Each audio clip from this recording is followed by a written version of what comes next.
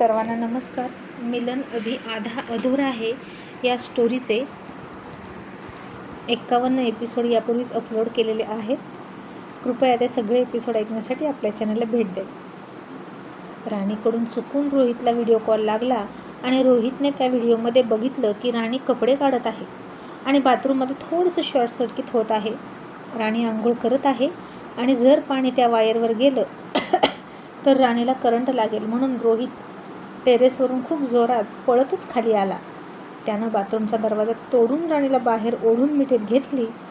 राणीसुद्धा आधी घाबरली होती, पण नंतर आपण त्याच्या मिठीत आहोत, सेफ आहोत, तेही अर्धनग्न अवस्थेत आहोत, हे सगळं बघून राणीच्या पूर्ण शरीरभर थरथर व्हायला सुरुवात झाली आणि राणी खूप खूप शहारून गेली होती त्याच्या मिठीत. आणि आता अशा क्षणी एखाद्या नुकत्याच तारुण्यात आलेल्या मुलीला तिच्या त्या सगळ्या नाजूक भावना सांभाळणं जसं अवघड जातं तसंच राणीचं झालं होतं. तिची तारांबळ उडाली होती. तिला तिच्या या सगळ्या प्रणय भावना कशा सांभाळून ठेवू कळत नव्हतं आणि तिनं सरळ डोळे मिटले आणि रोहितलाच लाजून मिठी मारली. रोहितचं हृदय आता काहीसं धडधड करत होतं, कारण तो खूप घाबरला होता. खूपच फास्ट जिन्यावरून पळत आला होता. आणि मग राणीनं पुन्हा एकदा त्याला घट्ट मिठी मारली आणि तिची छाती त्याच्या छातीवर प्रेस झाली. तसं रोहितनं राणीकडे खाली नजर वळवून बघितलं आणि तिचे उघडे खांदे त्याला दिसले. राणीनं तिचे सगळे केस वरती टांगलेले होते आणि तिची उघडी मानसुद्धा त्याला दिसली. आणि अरे बापरे, आपण तिला कसल्या अवस्थेत बघितलं हे रोहितच्या लक्षात आलं. आणि आता त्याला असं वाटत होतं की तिच्या नजरेला नजर आपण नाही देऊ शकत. त्यामुळे रोहितला आता तिला दूर करावीशी सुद्धा वाटेना. आणि त्यानं आता पुन्हा डोळे मिटून घेतले आणि राणीला सोडलं आणि तिला म्हणाला, राणी, माझ्यापासून दूर हो आणि कपडे घाल आणि तू दुसऱ्या बाथरूममध्ये जाऊन आंघोळ कर. पण राणी आता डोळे मिटून त्याच्या विशाल छातीवर डोकं टेकून एका वेगळ्याच स्वप्नात हरवून गेली होती. राणी आता राणीची राहिलीच नव्हती. ती विखुरली होती, फुलांच्या पाकळ्या पसराव्यात तशा, किंवा एखाद्या माळेतले मोती बिखरावेत तशी. आणि आता रोहितनं तिला ओंजळीत सामावून घ्यावं असं तिला वाटायचं. आता राणीनं अशी अर्धनग्न अवस्थेत त्याला मिठी मारल्यामुळे रोहितला खूप खूप अपराधी वाटत होतं. आणि त्याच्यासोबतच त्याच्या शरीरात वणवा लागल्यामुळे प्रणयाच्या लाटा उसळत होत्या. आणि रोहित हाताच्या मुठी झाकून त्याच्या कोरड्या ओठांवरून जीभ फिरवत म्हणाला, राणी, प्लीज मला सोड. आणि राणी आता भानावर आली आणि तिनं त्याला सोडलं. तिनं खूप खूप प्रेमानं त्याच्याकडे बघितलं आणि राणीच्या डोळ्यात तर आता फक्त आणि फक्त आभाळभर, अगदी 7 समुद्र भरून उरेल इतकं प्रेम होतं. फक्त आणि फक्त रोहित तिला दिसत होता आणि तिला त्याच्याही डोळ्यात तेच प्रेम बघायचं होतं. पण त्यानं डोळे झाकून घेतले होते, त्यामुळे राणीच्या डोळ्यातलं प्रेम त्याला दिसलंच नाही. आणि तिने जशी मिठी सोडली तसं तो बाहेर निघाला. राणीनं त्याच्या हाताला पकडलं तसा रोहित थांबला आणि राणी हळूच लाजून म्हणाली, अहो, मला तुमच्याशी काहीतरी बोलायचं आहे. बोलू का? रोहितनं समोर डोळे झाकून घेतले. त्याला माहीत होतं बहुतेक ती काय बोलणार आहे आणि तो म्हणाला, नको, कारण राणी, तू जे मागणार आहेस ते अशक्य आहे. आता मी नाईलाजाने तुझ्याजवळ आलो आहे, कारण बाथरूममध्ये शॉर्ट सर्किट होतं हे मी बघितलं व्हिडिओमध्ये. आणि तू कुठलाही गैरसमज करून घेऊ नकोस. आणि इथून पुढे फोन पूर्ण बंद आहे का याची चौकशी करत जा आणि मगच कपडे काढत जा. कारण आत्ता फोन मला लागला म्हणून बरं, दुसऱ्या कोणाला लागला असता तर राणी काय झालं असतं, त्यामुळे जरा सिरियस घे. असं म्हणून तो बाहेर दरवाजा लावून निघून गेला. आणि राणी निराश झाली. तो तर तिला काही बोलूही देईना, काही मागूही देईना. आज अशा अवस्थेत त्याच्या इतक्या जवळ होते तरी त्याचं हृदय पागळलं नाही का? आणि कोणत्या मातीचे बनलेत हे, असं तिला वाटलं. मग आता राणी रोशनच्या रूममध्ये गेली, आंघोळ केली आणि परत आल्यावर तिनं दरवाजा लावून घेतला आणि कपडे चेंज करताना तिला वारंवार रोहितच आठवायचा आणि त्यानं किती घट्ट पकडलं होतं हेही तिला वारंवार आठवायचं. आणि का नाही आणखीन मला जवळ ठेवली, का लगेच दूर केलं, असं म्हणून राणी मनातून खट्टू झाली. आणि तिला आता दिसला रोहितचा ड्रेस, जो त्यानं धुण्यासाठी टाकला होता. मग राणीनं कपाट उघडलं, रोहितचा शर्ट काढला, पॅन्ट काढली आणि शर्ट घातला, पॅन्टही घातली. पॅन्ट घालून खालून वीतभर तिनं दुमडली. शर्टच्या बाहीचंही तसंच, कारण राणी होती टिंगू आणि रोहितचे कपडे तिला खूप लूज होते ते. आणि आता ते कपडे घालून राणीला खूप छान वाटत होतं आणि वेगळीच फिलिंग येत होती तिला. राणी स्वतःच्या हाताने मिठ्या मारत होती आणि तिची ही मंत्रमुग्ध अवस्था, भारावलेली अवस्था फक्त तिलाच कळत होती. आणि रोहित पुन्हा टेरेसवर गेला. राहुल म्हणाला, रोहित काय झालं, तू इतक्या गडबडीत खाली का गेला? आणि रोहितला आता वर जाईपर्यंत सगळं तेच ते आठवायचं. राणीचा तो बोल्ड लुक आठवायचा आणि पुन्हा पुन्हा ते विचार झटकण्याचा तो प्रयत्न करायचा. आणि राहुल पुन्हा म्हणाला, रोहित, अरे मी तुझ्याशी बोलतोय, काय झालं? रोहित भानावर आला आणि म्हणाला, काही नाही दादा, असंच, आणि मी आलोच, असं म्हणून त्याने इलेक्ट्रिशियनला फोन केला आणि त्याला पटकन घरी बोलवलं. तो सुद्धा रस्त्यातच होता. नशिबानं घराजवळूनच चालला होता सूर्यवंशींच्या, आणि म्हणाला, लगेच आलोच, 3च मिनिटात. तो आला. रोहित त्याला घेऊन त्याच्या रूमकडे गेला. त्यानं दरवाजा लावला होता हे ओळखलं आणि दरवाजा वाजवून म्हणाला, राणी, दरवाजा उघड. तशी राणी घाबरली.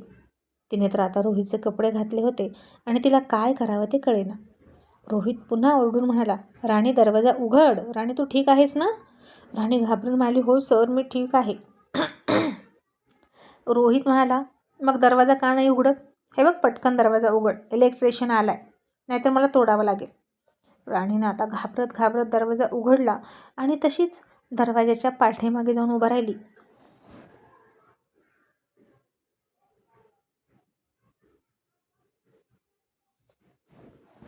आणि रोहितनं इकडे तिकडे बघितलं तर राणी दिसेना. आणि त्याला दरवाजाच्या मागे बघितलं त्यानं तर त्याचे कपडे घातलेली राणी त्याला दिसली. आणि रोहितने शरमून स्वतःचे डोळे झाकले. आता तो इलेक्ट्रिशियनसुद्धा रोहितच्या ओळखीचाच होता, सारखा घरी यायचा. त्यानंही राणीला बघितलं आणि नजर चोरायला लागला. आता राणीला खूप खूप लाज वाटत होती आणि तो माणूस राणीकडे विचित्र नजरेने बघतोय हे बघितलं. आणि रोहित त्याला म्हणाला, तुम्ही काय बघताय? बाथरूम तिकडे आहे, तुम्ही तुमचं काम करा आणि सगळी वायरिंग चेक करा, अख्ख्या रूममधली, समजलं? पुन्हा मला असलं काही घडायला नकोय. आता इलेक्ट्रिशियन हो म्हणून गेला आणि रोहितनं राणीकडे बघितलं आणि म्हणाला, कारण आमच्या घरात अल्लड, बालिश, वेंधळी माणसं खूप आहेत. राणी, आता हे काय आहे? तू माझे कपडे का घातले? आता काय बोलावं राणीला कळेना. ओले मोकळे केस सोडलेली, जरासुद्धा मेकअप न केलेली राणी हातावर हात बांधून बुजगावण्यासारखी त्याच्यासमोर उभा होती. आणि सॉरी पण म्हणत नव्हती, कारण सॉरी म्हणून रोहित कुमार शिवाय द्यायचा थांबणार नव्हता, हे तिला माहीत होतं. आणि खूप वेळ त्यानं तिच्याकडे तसंच रोखून रोखून बघितलं. राणी घाबरून घाबरून गेली आणि रोहित अचानकच खूप हसायला लागला. आणि तिनं त्याच्याकडे बघितलं आणि रोहित म्हणाला, तुझे कपडे घे आणि रोशनच्या रूममध्ये जाऊन चेंज कर. मूर्ख कुठली, कुणी बघितलं तर हसतील तुला. आणि तुला ते बुजगावणं माहीत आहे का, जे शेतात उभा करतात तिथं येऊन उभा करतील, घेऊन तुला उभा करतील तिथं. बाकी काहीच कामाची नाही, पण पाखरं हाणण्याच्या कामाची नक्कीच आहेस. असं म्हणून रोहित बाथरूममध्ये गेला आणि तिथं गेलं तर पुन्हा राणीचे आतले कपडे होतेच. आणि त्याला पुन्हा राणीचा राग आला आणि मला, बावळट आहे ही मुलगी, कुठे काहीही का ठेवते. त्यानं त्या सगळ्या तिच्या कपड्यांवर टॉवेल टाकला आणि एका चांगल्या नवऱ्याचं कर्तव्य बजावलं. इतक्यात राणी रोशनच्या रूममधून नॉर्मल कपडे घालून आली आणि तो तिला म्हणाला, आत्ता माणसात आल्यासारखे दिसतेस. आणि काय गं, बाथरूममध्ये तुला नीट कपडे ठेवावेत असं वाटत नाही का? तुला कळत नाही का गं? पर पुरुष येतात, बघतात, त्यांना काय वाटत असेल तुझे इनर्स बघून? आणि राणी म्हणाली, अहो, मला कुठं माहीत आहे तुम्ही त्यांना घेऊन याल, बेडरूम तर आपलीच आहे ना. आणि रोहित म्हणाला, आपली असली तरी मी आहे ना रूममध्ये, माझ्यापासून तरी लपवत ठेवत जा सगळं. आणि अल्लड राणी हसून म्हणाली, सर, आता नवऱ्यापासून कशाला काय लपवायचं, त्यानं तर सगळं बघितलेलं असतं की. तसं रोहितने अजूनच डोळे झाकून घेतले आणि म्हणाला, बरं बरं ठीक आहे, जा दुपारच्या जेवणाचं काहीतरी बघ. आज नाश्ता स्किप केला आहे तुम्ही बायकांनी. स्वतः ठरवलं. मला खूप भूक लागली आहे. आणि राणी म्हणाली, दूध देऊ का? आत्ता आणते. रोहित म्हणाला, नको, त्यापेक्षा फर्स्ट क्लास लंच बनव, जेणेकरून मी पोटभर खाऊन तृप्त होईल. आणि आता त्यानं अशी मागणी केली आणि राणी लगेच गेली आणि जानकीला जाऊन फार उत्साहात म्हणाली, आई आज नॉनव्हेज करायचं का? सुट्टी आहे. आणि जानकी म्हणाली, कर. आणि आता राणीनं लगेच मटण चिकन आणायला लावलं. मस्त तांबडा पांढरा करण्याचा घाट घातला आणि आज तिनं मनापासून स्वयंपाक केला. काहीही चूक होऊ दिली नाही, कारण राणी आज खुशच होती ना तितकी. आणि रोहितचं आवडतं चिकन एकदम फर्स्ट क्लास केलं, कारण नवऱ्याच्या प्रेमाचा रस्ता त्याच्या पोटातून जातं असं म्हणतात ना. आणि मग रोहितनं त्याच्या रूममधली सगळी वायरिंग व्यवस्थित बघून घेतली. तो माणूस गेला आणि आता सगळे डायनिंग टेबलवर लंच करायला बसले. तेही थोडे लवकरच, कारण नाश्ता नव्हता ना. आणि रोहितने तो वास घेतला आणि तोंडाला पाणी सुटून म्हणाला, वा वा वा, काही वास येतोय, कोण आहे किचनमध्ये? आणि राहुल म्हणाला, तुझी बायको. आणि आता रोहितला पुन्हा नाटक करायला चान्स मिळाला आणि तो पुन्हा किचनमध्ये तिच्या मागे गेला आणि हळूच राणीच्या कमरेत पकडली आणि हलकीशी मिठी मारली आणि म्हणाला, राणी आज काय बनवलं? तशी राणी पुन्हा शहारली, पुन्हा डोळे मिटून घेतले आणि हसून म्हणाली, सगळं तुमच्या आवडीचं आहे. मग तो लगेच परत येऊन बसला तिला सोडून. राणीनं सगळ्याला हसून हसून जेवण वाढलं आणि सगळ्यांना खूप म्हणजे खूप आवडलं. आतापर्यंत राणीनं ज्या चुका केल्या होत्या त्या सगळ्या माफ झाल्या. आणि जेवण करतानाच जानकी म्हणाली, रोहित, आता रोशनचं लग्न आहे, पाहुणे रावळे येतील, घर भरेल, मग काय ठरवलं आहेस तू? आणि रोहित खाण्यात मग्न होता आणि म्हणाला, आई कशाचं? जानकी म्हणाली, राणीचं.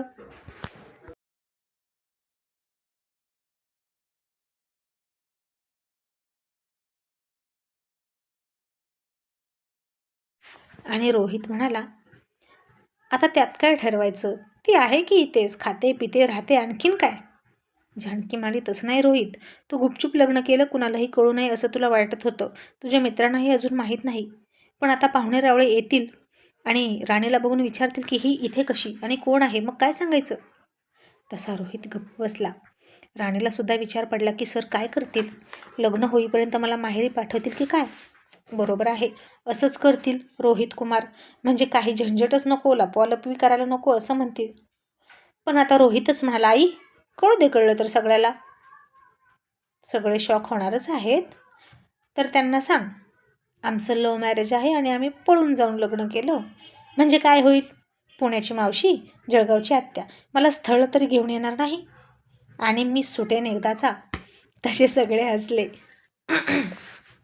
आणि राणीला खूप खूप लाज वाटली. त्या दोघांमध्ये कसलंच प्रेम नव्हतं, पण खरंच किती बरं झालं असतं ना. सर जितकं नाटक करतात तितकं सगळं खरं असतं तर. मग आता रोहित पूर्ण जेवला, अगदी पोटभर, आणि बहुतेक जेवण छानच लागलं होतं, म्हणूनच त्याच्या तोंडातून आलं की कळू दे सगळ्याला, आमचं लग्न झालं. म्हणजे आता तो घाबरत नाही तिला बायको म्हणून घ्यायला. आणि मग राणीने आता पुन्हा त्याची प्लेट घेतली, त्याच्या उष्ट्या प्लेटमध्ये खायला लागली. दुसऱ्या दिवशी कॉलेजला जाताना सगळे नाश्ता करायला बसले. रोहितच्या शेजारी राणी बसलीच होती आणि तिच्या पलीकडच्या खांद्यावरून तिची ब्रा ड्रेसमधून बाहेर डोकवत होती. समोर राहुल होता, मल्हारराव होते आणि ह्या वेडपट मुलीचं असं वागणं. रोहित तिला खुणवत होता, सांगत होता, पण राणीला कळत नव्हतं आणि तिचं लक्षही नव्हतं. आणि तिच्यामुळे समोर बसलेल्या राहुलला वर बघणं मुश्किल झालं होतं, कारण राहुलच्या समोरच राणी बसली होती. आणि रोहितने आता पटकन खांद्यावरून पलीकडे तिच्या हात टाकला, तिची ब्राची पट्टी पकडून ड्रेसमधून आत घातली आणि बापरे, राणी फार फार दचकली. तिनं चमकून रोहितकडे बघितलं. आता तो तिला इतका बिनधास्त हात लावायला लागला की काही विचारूच नका. आणि रोहितने तिला खुणवलं आणि थोडासा नाटक करत हसला. मग आज राणीचं कॉलेजमध्ये खूप छान मूड होता. आजही रोहित कोणता शर्ट घालून येईल यावर मुलींची चर्चा सुरू झाली. आणि राणी म्हणाली, आज ना सर लाईट ब्लू रंगाचा शर्ट घालून येतील. आणि राणी गालाला हात लावून लाजून हसली आणि त्या मुली म्हणाल्या, राणी तू इतकी का लाजतेस रोहित सरांच्या शर्टची आठवण काढून?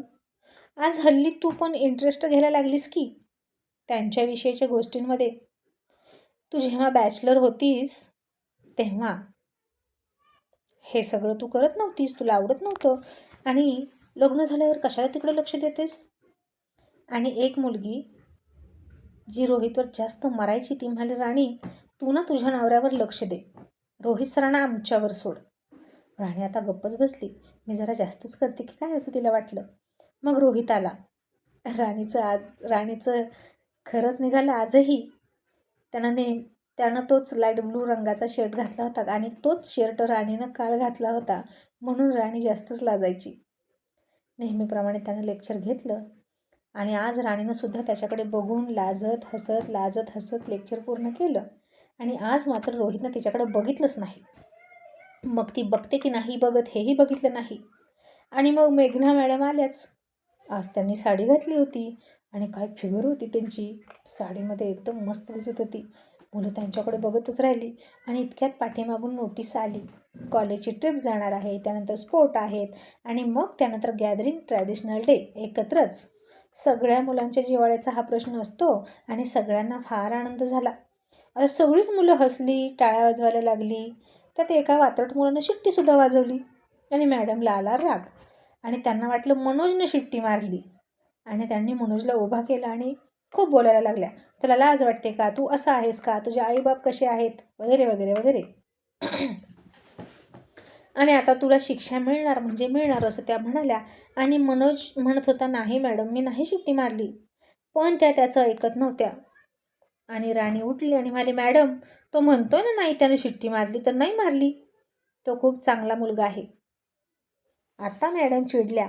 आधीच मॅडमला राणी रोहितला काल कशी पण बोलली त्या दिवशी म्हणून राग आला होता. खड्ड्यात जा वगैरे असं म्हणली ती चक्क रोहितला. आणि मॅडमला राणीचा आत्तासुद्धा राग आला आणि त्या म्हणाल्या, अच्छा आता तू मला सांगशील का की कोण चूक कोण बरोबर? तुला तर शिक्षकांशी कसं बोलावं याचेही मॅनर्स नाहीत आणि आता तुम्ही दोघे कसे कॉलेजमध्ये राहतात तेच बघते. तसा मनोज घाबरला आणि म्हणाला, सॉरी मॅडम माझं ऐका. मॅडम म्हणाल्या, चूक कबूल केली तर माफी मिळेल आणि नाही कबूल केली तर कॉलेजमधून जावं लागेल, मी तुझी तक्रार करणार. आता सगळे घाबरले, कारण कॉलेजचे प्राचार्य मॅडमचे वडील होते. मग एखाद्याला कॉलेजमधून काढून टाकणं काही अवघड नव्हतं मॅडमसाठी. आणि मॅडम मनोजला जबरदस्ती गुन्हा कबूल करायला लावत होत्या हे स्पष्ट दिसत होतं राणीला. आणि राणीला ते आवडलं नाही आणि राणी म्हणाली अख्ख्या वर्गासमोर, मनोज तू चुकला नाहीस हे मला माहीत आहे आणि तू अजिबात दबावाखाली येऊ नकोस आणि तुला कोण कॉलेजमध्ये काढतात तेच बघते. आणि आता हे ऐकलं तसं अख्खा वर्ग राणीकडे चकित होऊन बघत होता. मेघना मॅडम चिडल्या. आता हा प्रश्न त्यांच्या ईर्ष्येचा झाला होता आणि त्यांनी त्या दोघांना घेतलं आणि प्राचार्यांच्या केबिनमध्ये आल्या. आणि मनोज राणीला म्हणायचा, राणी मी माफी मागून टाकतो, विषय सोडून दे, कशाला वाढवतेस? राणी म्हणाली, अजिबात नाही. मनोज तू नाही चुकला तर अजिबात नाही माफी मागायची. उलट तुला त्या बोलल्या ना तर त्यांनी तुझी माफी मागावी, कारण गैरसमज त्यांचा झाला आहे तो त्यांनी दूर करावा. आणि आता मेघना मॅडमनी प्राचार्यांना सांगितलं आणि प्राचार्य राणीला आणि मनोजला खूप खूप बोलत होते आणि म्हणाले, आत्ताच्या आत्ता तुम्हाला मी इथून काढून टाकेल, समजलं? तिची माफी मागा. राणीनं आता हाताची घडी घातली आणि म्हणाली, काय म्हणून तुम्ही आम्हाला काढून टाकाल? आमचा गुन्हा काय आहे? तुमची मुलगी तुमच्याकडे तक्रार घेऊन आली म्हणून का? असं राणी सरळ सरळ बोलली, कारण तिला मेघना मॅडम आधीच आवडत नव्हती, रोहितच्या मागं पुढं करते म्हणून. आणि राणी प्राचार्यांना सुद्धा उलट बोलली. आणि इतक्यात रोहित त्याचे दुसरे लेक्चर संपवून तिथून निघालाच होता आणि तो सगळा गोंधळ ऐकून तो आत आला. तसे प्राचार्य खुर्चीतून उठले. रोहितने त्यांना गुपचूप खाली बसण्याचा इशारा केला आणि म्हणाला, काय झालं मिस मोरे आणि मनोज, तुम्ही इथे काय करताय? आणि राणी म्हणाली, विचारा मॅडमना. आणि मेघना म्हणाली, बघा बघा रोहित सर कशी बोलते ही मुलगी, अहो खूपच उद्धट आहे आणि या मुलानं क्लासमध्ये शिट्टी मारली आणि या दोघांचं काय करायचं बघा. मी तर म्हणते यांना कॉलेजमधून काढून टाका. तुम्ही बोर्ड मेंबर आहात ना, तुम्हाला अधिकार आहे. आणि राणी रोहितकडे बघून म्हणाली, काढा काढा काढा आम्हाला कॉलेजच्या बाहेर. असं म्हणून तिनं तिचं मंगळसूत्र हातामध्ये पकडलं आणि त्याला दाखवलं. रोहित आता थोडा घाबरला आणि म्हणाला, हे बघा मॅडम, तुमचाच काहीतरी गैरसमज झाला असेल. म्हणूनच तसा मुलगा नाही, मी त्याला खूप आधीपासून ओळखतो.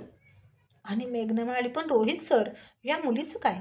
हे तर किती उद्धट बोलते. त्या दिवशी तुम्हालाही कसं बोलली मी ऐकले. आणि आता मलाही आणि प्राचार्य सरांना सुद्धा उलट बोलली. तिला तरी कॉलेजमधून काढून टाकलीच पाहिजे. आणि रोहित म्हणाला, तसं नाही करू शकत, ती कॉलेजमधून कुठेही जाणार नाही. मेघना चकित होऊन म्हणाली, पण का? पप्पा, तुम्ही तिला काढताय ना? आणि प्राचार्य म्हणाले, मेघना शांत हो. अगं, आता आपल्यासमोर चक्क बोर्डाचे मेंबर आहेत, तर ते ठरवतील. माझ्यापेक्षा रोहित सरांचा अधिकार जास्त आहे. आणि मेघना म्हणाली, रोहित सर, मी सांगते, या मिस मोरेला तिची शिक्षा मिळाली पाहिजे. आणि रोहित थोडासा आवाज वाढवून दात ओठ खात म्हणाला, नाही म्हणालो ना, तिला कॉलेजमधून काढून टाकता येणार नाही तर नाही. That's it. आणि तो तिथून निघून गेला. राणी आता गालात हसली आणि राणीनं मेघनाच्या नाकावर टिचून मनोजला घेतलं आणि बाहेर गेली. आणि मेघनाचा खूप खूप अपमान झाला. आणि इथेच मेघना आणि राणीचा 36चा आकडा निर्माण झाला. आणि मनोजला कळत नव्हतं की राणीची इतकी काय ओळख आहे जे ती चक्कू बोर्ड मेंबरला सुद्धा झोपवू शकते. आणि मनोज म्हणाला, राणी, अगं तुझी इतकी पावर कशी वाढली ग? आणि राणी हसून म्हणाली, या कॉलेजचे मालक माझे सासरे आहेत. आणि मनोज खूप हसला आणि मला चल चल फेकू आणि निघून गेला. तिचं त्याला खरं वाटलं नाही. आणि राणीला कळेच ना की तो काय विश्वास ठेवत नाही माझ्यावर. पण आता रिॲलिटी कळून तीही हसली आणि स्वतःच्या डोक्यात टपली मारून घेत म्हणाली, राणी, कंट्रोल युअर सेल्फ. तुझी खरी आयडेंटिटी इथे दाखवशील ना तर रोहित कुमार तुझा गळा दाबेल. असं म्हणून राणी हसत गेली. आणि संध्याकाळ झाली आणि रोहितला राणीचा चांगलाच समाचार घ्यायचा होता. ती आज कॉलेजमध्ये जे वागली त्याबद्दल. जरा खूपच आगाऊपणा करायला लागली हल्ली. पण नेमका रोहितला यायला उशीर झाला. राणीनं त्याला फोन केला की जेवायला येणार का? आणि तो तिला दम देत म्हणाला, मी बाहेरून जेवून येणार आहे दादासोबत, पण तू जागी राहा, मला जरा तुझ्याकडं बघायचं आहे. असं म्हणून त्यानं रागात फोन ठेवला. आता तो चिडणार राणीला माहीत होतं. पण आता त्यानं स्वीकारले ना तिला सगळ्यांसमोर बायको म्हणून, मग घाबरायचंच नाही असं तिनंही ठरवलं. आणि जर त्याला समजून घ्यायचं नसेल ना मला, तर मला त्याला समजवावं लागेल की आपल्या मनात काय आहे. असं ठरवून राणी मुद्दाम झोपली. त्याच्या गाडीचा आवाज आला आणि तिनं तिचा गाऊन हळूच वर घेतला आणि मुद्दाम त्याची रिॲक्शन बघायची झोपली. मग रोहित उशिरा आला आणि तिला ओरडणारच होता, पण ती लाईट घालवून झोपली होती. त्यानं लाईट लावली तसं त्याचं लक्ष तिच्या पायाकडे गेलं आणि तिचे मांसल गोरे गोरे पाय बघितले, पायाच्या पोटऱ्या बघितल्या आणि बाई ग, रोहित गरबगडीत झाला. कारण राणीचे पायसुद्धा खूप सेक्सी वाटत होते. आणि पुन्हा त्याला कसं तरी व्हायला लागलं आणि काय बोलायचं होतं तेच विसरून गेला. आणि त्यानं तिचं ब्लँकेट घेतलं, तिच्या अंगावर टाकलं आणि फ्रेश व्हायला गेला. आणि पुन्हा आला तर पुन्हा तसंच. तिनं ब्लँकेट भिरकावून दिलं, पायाखाली घेतलं होतं आणि राणी तशीच त्यावर पाय ठेवून झोपली होती. आणि आता तर गाऊन आणखीन वर होता. त्यानं तेही बघितलं आणि या बावळटला टी शर्ट पॅन्ट घालूनच झोपायला सांगतो उद्यापासून. कशीही झोपते गाऊनमध्ये, बापरे, असं म्हणून तो तिच्याकडे पाठ करूनच झोपला. पण आता झोप कुठे येते, सारखं मागे वळून वळून बघायचा. आणि राणीनं आता मुद्दाम कुस वळवली तसं त्यानं पुढं तोंड केलं आणि गुपचूप झोपला. आणि राणीनं पाठीमागून त्याला मिठीच मारली आणि पुढे रोहित दचकला. आणि राणी मनात म्हणाली, कुठपर्यंत मला दूर ढकलाल? कधीतरी मी या कठोर हृदयाला पाझर फोडणारच आणि त्यातलं गोड गोड प्रेम अमृत मी पिणार आणि तृप्त होणार. असं म्हणून गालात हसून तिने डोळे मिटून घेतले. आणि रोहितनं आता त्याच्या छातीवर आलेल्या तिच्या हातावर हात ठेवला आणि मोह न आवरून घट्ट दाबला. तशी राणीच्या शरीरात कळ उठली आणि मांडीमध्ये प्रचंड सळसळ झाली आणि दोघांच्या शरीरात प्रणयाचा अग्नी भडकायला सुरुवात झाली. आणि आता काय होईल पुढं रोहित कुमार त्याचा कंट्रोल हरवून बसेल का आणि दोघांमध्ये काहीतरी रोमॅन्टिक घडेल का हे पाहणं इंटरेस्टिंग ठरणार आहे.